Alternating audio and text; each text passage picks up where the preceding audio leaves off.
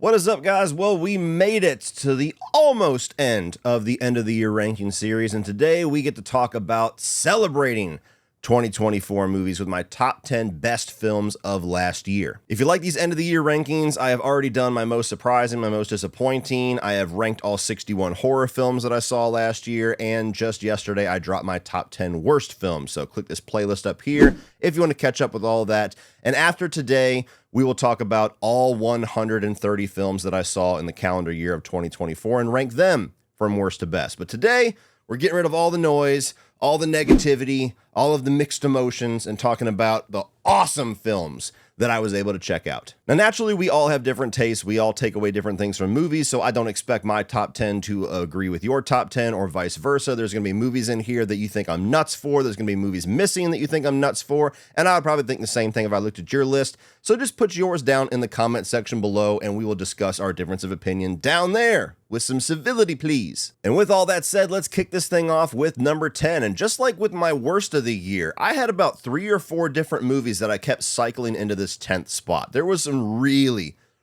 good movies this year, almost to where it felt like I should just do a top 15 because I didn't want to not mention some of them. And much like last year, where even more so last year, there were so many films that came out that just made me feel nothing, that just kind of felt like empty Hollywood entertainment. Luckily, this year was a bit better, but I ended up sticking a movie in number 10 that I really appreciated how it made me feel as a person by the end of it. The things that it made me think about, the emotions that it brought out of me.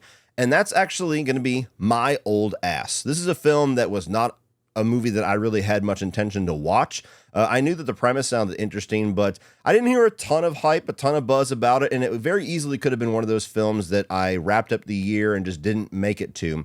But luckily, I checked it out, and this is a film where you have a teenage girl who is about to leave home for the first time, about to go off to college, and through a series of events, she's able to talk to and communicate with her 20-year older self, played by Aubrey Plaza.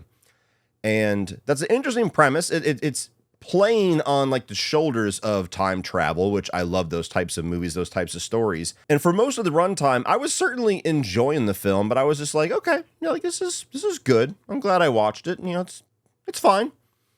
And then in the third act of the film, it makes some decisions about why Aubrey Plaza has told her younger self certain things, told her to avoid certain people, has been a little bit cryptic about certain details. And when you get those revelations, it reframes the entire movie, and it really turns the third act into a really powerful section of the film, making the entire thing this discussion about fate and about your choices, and about, if you know that there's going to be some tragedy at the end of a lot of good things, is it worth still experiencing the tragedy to experience all of those good things? If you know something is ill-fated, but there's a lot of joy and a lot of love and a lot of great emotions and a lot of great memories you're going to get out of it, should you still go through with it? And, that's a theme, again, that kind of a lot of time travel movies have played with here and there. And the way that they did it in this movie and the note that they left you off on, I just really appreciated. I really thought that it was well done. I thought that it was emotional enough to be like a downer, but be kind of hopefully tragic, if that makes any sense. I don't want to spoil too much about what happens. I don't want to get into any details. I encourage you to check this out if you have not. But for a movie that is very much, for the first 2/3 of it, seeming like young, ignorant person is going to just, live life free and not listen to the more seasoned version of herself, and not learn the lessons and avoid certain things that her older self is telling her to avoid, it kind of flips that on its head by the end of it, and it becomes a conversation about sometimes it's worth the risk. Sometimes the juice is worth the squeeze. Sometimes the ignorance of the youth, the free loving nature of being young and having that bit of an invincibility feeling that you have when you're young, makes you make choices and go through paths in life that you otherwise wouldn't as an adult that's a lot more cautious and a lot more guarded. And it's important to still make those types of choices. So I really enjoyed this film. I look forward to checking it out again. My wife fell asleep because it was really late at night, so I actually look forward to checking it out again with her. And it ended up being a film that it stuck with me. So I'm going to put it here at number 10 as one of my favorites of the year. Coming in at number 9 is a weird-ass movie that I absolutely adore, and that is Cuckoo. Cuckoo is a film that I was able to check out, it was the opening film of Overlook Film Festival earlier this year in New Orleans, and I didn't hear a whole lot about it. The only opinion that I had about it was Uncle Sean, who was like, I saw it a couple weeks ago at South by Southwest. It's not really my thing, but we can go check it out if you want. And so I was almost not going to see it because I trust his opinion. I was like, okay, maybe there's a better movie playing. I don't know. But we ended up checking this thing out because it was the big opening night. All the premiere people were going to be there. It was going to be more fun, more of an event. And I'll be damned, I fucking loved this thing. It is so bizarre and weird and batshit crazy and unique and just nondescript with so many things that it does that I loved it. I think that Hunter Schafer and Dan Stevens are so much fun in this movie. Dan Stevens has a hell of a year in 2024. There's a couple of actors that had really good years. Sebastian Stan, Nicholas Hoult, and Dan Stevens is one of them. And the concept that they're going for here is wildly unique, and it has some of the best scare scenes of the year, if not the best. That was the thing that I really took away from it, was that initial viewing experience in a festival crowd. There were a number of scares that were really effective. The shadow one, the one where she comes around the corner. And so this is one that I rewatched whenever it played wide a number of months later. I rewatched it once at home, and I just love it. It's so fucking weird and bizarre that I love it. Coming in at number 8 was the final major horror release of the year, and that is Robert Eggers' Nosferatu. And I've said it before, I'm so glad that I watched this film a second time. And a lot of you guys that watched this that were a little on the fence about it, or even like a little bit negative on it, I would encourage you at some point to give it a second watch, because I do think this is one of those movies that you can't really absorb everything in one watch. And sometimes that's the difficulty of doing what I do. You're expected to go check out the movie opening night. Some people try to get their review out the same night. I always sleep on it, get it out the next day. But sometimes even that doesn't feel like you're doing the movie justice. It feels like you need to let it marinate a little longer. You need to discuss it and think on it longer. Sometimes you need a second watch to absorb something else that you didn't catch on first watch. And so Nosferatu was one of those films where I watched it and I went, okay, visually beautiful, great performances. Story-wise, I don't really know if this is doing a whole lot for me. And I watched it a second time with subtitles on, which certainly helps with the Robert Eggers Old English. And I enjoyed this significantly more. Instead of just expecting this to scare me and looking at all the ways that they're going to bring the character of Nosferatu to life and, waiting for gore and everything like that's really not this movie's point. The second time, I really latched into the storyline and the draw and like the lust and everything between Lily Rose Depp's character and Nosferatu. And I just really enjoyed how different it was for that. And when I focused more on them, understood the journey between those two characters and ultimately where things end, it just all landed so much better for me. It was a very different experience. So Nosferatu ended up being a film that I probably won't rewatch near as much as any of the other 9 films on this list. It's definitely a movie I'd have to be in a specific mood for. But for the type of experience it's delivering, a very classical Dracula storyline, period piece, a little bit more of slow burn, I really dug what they did. And as I said earlier, visually, I thought this thing was a masterpiece. As far as cinematography, as far as the color grading, the very nightmarish quality that Eggers brought to this, I thought that all that was just intoxicating. It was really well done. And despite the fact that, I guess I can say it now that people have seen it, the mustache really turns me off with the design of Nosferatu. The performance and the makeup and the deteriorating corpse quality and everything of him, I still think makes him a very standout vampire character that yet another notch on the belt of how wild of an actor and how exciting of an actor Bill Skarsgård is. So yes, Nosferatu, a movie that I really didn't expect to be this high for me. I figured I'd be one of those people that respected it more than I enjoyed it. Second watch, I was able to enjoy it as much as I respected it. Coming in at number 7, Terrifier 3, baby. So this is a film that I definitely was excited for. I was very hyped for. I was kind of late to the party of Terrifier. I enjoyed the first one on certain levels, but I was not on the huge hype train of the franchise until the second film. And then I just fell in love with that one. I've rewatched it numerous times. And so I was very excited while being a little bit hesitant about Terrifier 3, since Damien had said numerous times that he's trying to push things a little bit back towards the first film, which I didn't enjoy as much as 2. And luckily, when I saw this film at Fantastic Fest, not only was it just an awesome experience, which I certainly have to acknowledge probably colors my enjoyment of this film a bit, where I get to meet Damien and sit there and have conversations with him and do a quick interview. And I got to meet Lauren Lavera in person finally, and she was great to meet. I got to meet her husband, who's also awesome. Get to see the world premiere of it in a packed theater at midnight, a bunch of crazy Terrifier fans. It's literally the best context to watch this movie. But luckily, the movie itself ended up being something that I really enjoyed. Definitely captured a lot more of that grindhouse appeal of the first film, but didn't really get rid of near as much as I thought they were going to of the lore and the wild, crazy zaniness with the powerful dagger and whatever Lauren Lavera's character's powers are and whatever Sienna's powers are going to be. And you have Vicky in here who gets a big upgrade as a character, which was great because I finally understood the context of what that character was very puzzled by it for the first two films.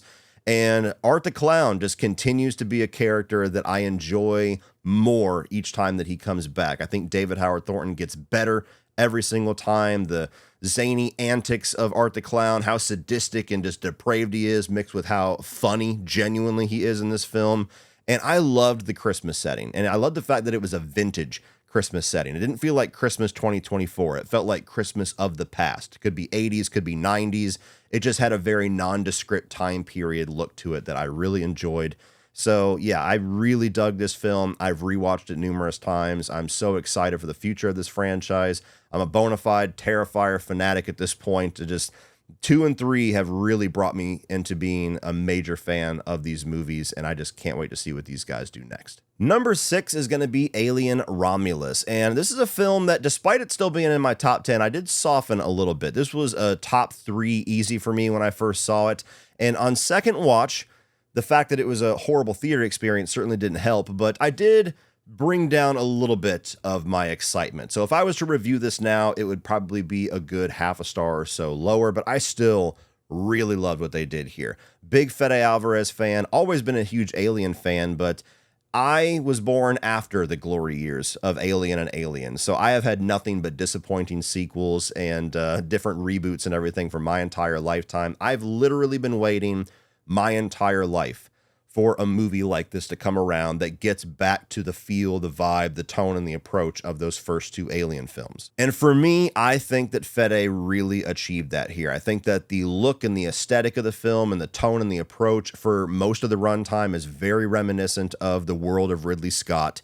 And then you have all of the excitement and the ramped up tension and some of the action stuff with James Cameron's Aliens that makes its way much more into the third act. That makes this kind of a happy medium that, as a fan of those first two films, a major fan of those first two films, I just absolutely ate this thing up. There's a lot of great practical effects at play here. I think that if nothing else, Fede made the face huggers the scariest that they have ever been. They're like spiders in this movie. And I really like how they focused a lot on the sexual nature of the H.R. Geiger designs and having like a lot of a phallic nature to some of the pods and the eggs and the nests and everything like that. So that was certainly something that was a new icky element that he brought to this and really put it into the forefront. And I really enjoyed the creature that we got at the end. It was kind of like a second attempt at doing what they did in Alien Resurrection, but to me done significantly better. I know some people hated it. I really dug what they did. I thought it was fucking weird and crazy and creepy, and I dug it. The side of this movie that I definitely don't appreciate, that wore on me a little more on my second watch and seems to be the biggest thing that have held people who really don't like this movie back on it, is the nostalgia, the member berries. And there's definitely too much here. I have faith that with his sequel that he's going to be making to this, we're going to get a lot less of that, if not much at all. I do think there's a certain amount of that that's necessary, but I really don't like when we take direct lines from previous films, like the "get away from her, you bitch" moment. I despise, physically groaned whenever I heard that. The Ash character, I think, is completely unnecessary. Like, I get the logic of it. We have these droids. They probably made numerous versions of certain models, so there's probably a lot of different models on different ships that look a lot like Ash did, but the deep fake CGI-ness of it stood out like a fucking sore thumb when everything else is mostly practical and looks immaculate. So there's ways they could have gotten around that. My buddy Sean brought it up. I think it was Jennifer, his wife, that brought it up. You could have just had his face on the computer. Would have been much more tolerable that way. But they just spend way too much time focusing on it. Even he gets the callback line of you'll have my sympathies. And it's just like, why do we need this? We know, we remember the first two films. You're doing a great job at making us remember those first two films with your approach here. You don't need to directly call back to it. What the fuck are you doing? Stop it. So that one element is my significant negative with this movie that dropped it from being what probably would have been number 3 to number 6, but still in my top 10. I still loved it, and I'm still looking forward to what Fede does next. Now, this top 5 was hard because all of these movies I absolutely adored for very different reasons, and you ask me tomorrow, they might shift places. That's how good these are. But as of right now, coming in at number 5 for me is what I can now call the Golden Globe winner for Best Actress, The Substance. And I'm holding out faith she's going to win the Critics' Choice Awards too. She certainly got my vote. But yes, The Substance, a movie that was a massive surprise. I hadn't heard about it. I didn't know that it was coming out. I didn't really hear much buzz about it before its release.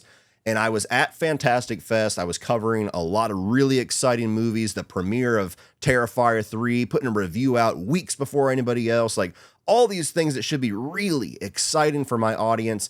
And the most common comment that I got for the first week I was at that festival is like, yeah, cool, but what about The Substance? We don't care about this. When are you going to watch The Substance? So we left the festival to go check out The Substance on kind of a slow morning, and holy shit, this is a movie that makes an impact if nothing else. This is such a cool, wild concept for a body horror film, mixed in with some of the best body horror practical effects that I've ever seen, with 2 outstanding performances, one of which I think is like career best by Demi Moore, somebody who is a Hollywood legend in my mind, who's been relevant since the 80s and just turned in something that is so ballsy and fearless and just bold that I genuinely hope she walks away with a lot of awards, because that would just be outstanding for what that role represents for her career, tied in with kind of the theme of the movie. But I just really loved the way that they explore beauty standards, Hollywood's beauty standards, the way that Hollywood dispenses of aging actresses predominantly, and turn that into this really fucked up body horror picture that is just wildly entertaining, shocking, continues to get crazy. As soon as you think you've seen the most shocking, wild thing they have in store for you, there's something else 5 minutes later that's 10 times crazier. So I've seen this twice. I watched it in theaters with Uncle Sean and then watched it with my parents later on and got to see their reactions. This is easily probably the most memorable movie of 2024. Certainly the one that's going to stick in your mind the most. And coming in at number 5 as far as my favorite films of 2024. Number 4 for me is going to be Anora, another really pleasant surprise of the year. A type of film that really wouldn't be something I would be super excited about, wouldn't be chomping at the bit to see. I had heard a little bit of buzz about it, but it wasn't something where there was massive appeal or massive buzz, and I was like, oh, it's a must watch. I only watched this because it was the film in this certain time slot at Fantastic Fest, like on day 3, and there was nothing else that seemed appealing. So I was like, okay, I'll see the sex worker Cinderella movie. Maybe it'll be okay. And for the first 40 minutes or so of the movie, it's pretty much what I expected. It's really raunchy and super sexual, and it's basically just these 2 characters getting fucked up and fucking each other over and over and over and over again. And then out of nowhere, almost on a dime, this movie tonally shifts into being what was one of the funniest movies that I have seen over the last probably 10 years, both because the state of comedy just absolutely sucks shit right now, and second, because this movie is just genuinely hilarious. But it turned into a movie that me, as well as the rest of my theater, were just rolling throughout the next 2 hours. It really does a great job at not only being thoroughly entertaining in that way and having a great central performance with Mikey Madison, a lot of other great performances surrounding her as well. Forgive me for not shouting out the names of the actors, but everybody does a fantastic job in this. But it's a movie that, for as funny as it is, it really sneaks up on you with its emotional side, and it sneaks up on you with its gut punches, and it sneaks up on you with the way that it challenges you. It presents a scenario where you have these characters, and it gives you enough information about them where you instantly judge them. You make certain assumptions about them, their motivations, and who really cares, and what everybody's end goal is here. And then you go on this wild, crazy hijinks, almost like Three Stooges type, like comedy round for an hour and a half, and then you end up in a place where you have to reflect on everything that you just watched and experienced with these characters, and everything that you assumed in the first act is thoroughly challenged by the third act, and it leaves you in a spot where you've spent so much time laughing, and now you kind of have this pit in your stomach of where these characters are left off at. So it's a film that it was very different, very unique, thoroughly entertaining. And again, like with My Old Ass, I just appreciate nowadays a movie that can really make me feel something, a movie that can draw out emotions and make me think and stick with me after the credits roll. Anora absolutely did all of those things. Coming in at number 3 was my favorite film that premiered at Fantastic Fest, and that is Hatic. Now, this is a movie that I certainly was excited for, but did not expect to love it on the level that I did. I really appreciate when a religious horror film can be really smart with what it is doing. And more times than not, the vast majority of times, I'm highly let down with that, because we either get just generic demonic possession, exorcism type ripoffs, or we get movies that are talking more specifically about religion, but it's all about taking down religion. It's all like talking down to everything. And for somebody who's not religious, I appreciate it when you get a movie like this that's a rarity, that takes a very interesting look at things and presents things through the character of Hugh Grant, the villain here, presents arguments of why people would be skeptical of religion, why people would denounce religion, why people would not really be on board for it. And at the same time, this movie puts just as much time and energy and power into the effect of faith and people that do believe in religion, and people that are very much helped by religion and have a lot of great positive things that come from that. So that's what I really appreciated about this one, was how much of a tightrope it walked and did it brilliantly. But the story itself was just awesome. You have Hugh Grant as a guy who draws in these Mormon missionaries, basically, and makes them play this game and puts them through this little maze where they only progress through the game by having him give these arguments, giving these little diatribes and speeches about kind of taking down religion and trying to convince them that their faith is misplaced. And every single section of the game, they have to decide whether they still believe in their religion or they're starting to have that faith shaken. And so Hugh Grant gives what I would say is best actor worthy. He's probably not going to win, but I certainly would hope he gets nominated for it. Fantastic villain. The two girls here do a fantastic job as well. And it's a movie that just really builds intrigue, and you never quite know where it's going. You never quite know exactly what the end game is here, and it just gets wild and crazy. So I absolutely loved Hatic. It was damn close to being a movie that I gave 5 out of 5 out of the theater. Just a few questions I have for things that are revealed in the third act that maybe time, maybe a rewatch will heal, or maybe it'll just always be a question mark that was intentionally left there. But a movie that I absolutely adored. Coming in at number 2 is a movie that I'm sure is going to be a bit of a hot take for a lot of people, because this is a film that in the more respected circles, the critic circles, is not a well-regarded film. But sometimes it's not about the movie that has the best cinematography and the movie that has the most, the greatest screenplay. It's not about the movie that draws out the most gut-wrenching emotions out of you. Sometimes it's just about having a great fucking time. And I had an amazing time with Deadpool and Wolverine. This is a film that I have been waiting for. Deadpool fans have been waiting for a very long time. And when it was announced to be a Deadpool and Wolverine team-up film, I had extremely mixed emotions, because I adore Hugh Jackman's Wolverine. For me, that's the greatest on-screen superhero performance actor mashup. Like, that's it. His run at Fox is the gold standard for me. And I think Logan was a absolutely perfect end for his run as Wolverine. And so I had excitement of the possibility of seeing these two characters together and the hijinks that would ensue, while also being very conflicted about, but now Logan's not the end of his run as the character. And I don't know how I feel about that. And when this thing was released, I went to go see this with my son. And much like I said with Anora, how comedy has just been in such a god-awful, depressing state in movies, in my opinion, for well over the last decade, where it just feels like Hollywood is afraid to be funny anymore and is just incapable of making anything that they consider to be appropriate funny, because that's the antithesis of comedy in a lot of ways. Deadpool and Wolverine delivered so much about what I missed about the golden age of comedies, which is just laughing your ass off from start to finish, holding your side, gasping for breath at how fucking funny the movie you're watching is. And the action scenes and all that was a lot of fun. Of course, the cameos were a lot of fun. Seeing Wesley Snipes come out at Blade was just like, oh yes, this is my moment. This is for me.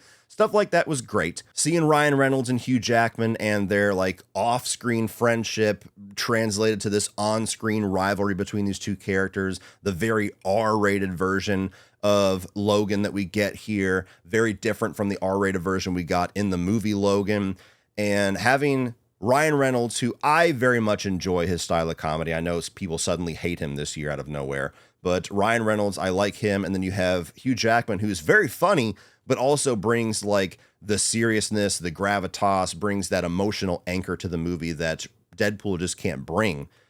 And all of that makes this such an enjoyable experience as a Deadpool fan. But more than anything, just how much I genuinely laughed my ass off throughout the vast majority of this film. It just brought so much joy to me. It was like, my God, I remember going to see movies and actually having this happen sometimes. Why don't we get more movies that do this? And I took my dad to go see this because I knew he would love it, and because I knew that that certain cameo by Wesley Snipes was going to make him jump out of his seat. And I think I laughed harder the second time that I watched it. And so this is just one of those films that you can poke all the holes in it that you want. You can tell me over and over about how the storyline is not completely making sense and how it could be better. Yeah, sure. I'm not going to dispute a lot of that, but I think this movie operates under the rules of a comedy, which is we're not really going to focus so much on how great the story is. It's a matter of, do we make you laugh or not? And I laughed my ass off throughout this movie, enjoyed it thoroughly, seen it 3 times, and I'm going to continue to watch it and just love it. So Deadpool and Wolverine, haters be damned, comes in at number 2. But coming in at number 1, a movie that somehow held on to this number 1 spot for the majority of this year is Abigail. I don't know how I can explain this any other way. Abigail is a movie that just felt like it was made for me. It felt like the guys at Ready or Not have very similar tastes that I do. They have very similar favorite films, certainly influences that I appreciate. Before I saw this premiere, I was asking them about their influences for the movie, and they directly named The Lost Boys, which those of you that have been watching me for a long time know is right there with John Carpenter's The Thing as my favorite horror film of all time. And I just felt the Lost Boys influence all over this film, with the tone, with the fun of it, with the approach. And just like with Deadpool and Wolverine, this brought me so much joy that it was right alongside my number 2, the most fun that I've had in the theater this entire year, and the most fun that I've had over the last number of years. I laughed. I thought the gore was awesome. There was some great tension in here. I loved the characters. Like, some of them are really bad people and you still don't care. You don't want them to like get dispensed of because they're just so fun to be around. So the actors were great as an ensemble cast. I thought that there was just so much fun to be had with this film that very similar to Deadpool and Wolverine. And maybe there's a theme here on why I love these two the most, where I saw it, texted my dad and said, hey, this movie is totally up your alley. Don't look up anything about it. Don't watch the trailer. Don't look at a poster. I'm taking you to see it. I think you're going to love it. And he absolutely adored it. And he figured out that Abigail was a vampire pretty fucking quick too. So the whole, like, the trailer ruined the movie, I don't think so. But this is a movie that I have watched 4 times since I have seen it in theaters. And this is the only movie that I've watched more than twice in the year of 2024 as far as new releases. So Abigail, not everybody's cup of tea, certainly not going to be the number 1 for a lot of people, but for me, this is the movie that I had the most enjoyment, the most joy, the most fun with, and have continued to rewatch and have just as much joy with in the year of 2024. So it's easily my favorite, coming in at number 1. Well, that's it for this one, guys. If you enjoyed that, click over here for all of my 2024 new release reviews, and click up here for a playlist of all of these end of the year rankings. Please like, share, hit that subscribe button so that you don't miss my ranking of all 130 films that I saw last year, coming out in either a day or 2 days. So please check that out. And as always, remember, opinions are like assholes, but that doesn't mean you have to be.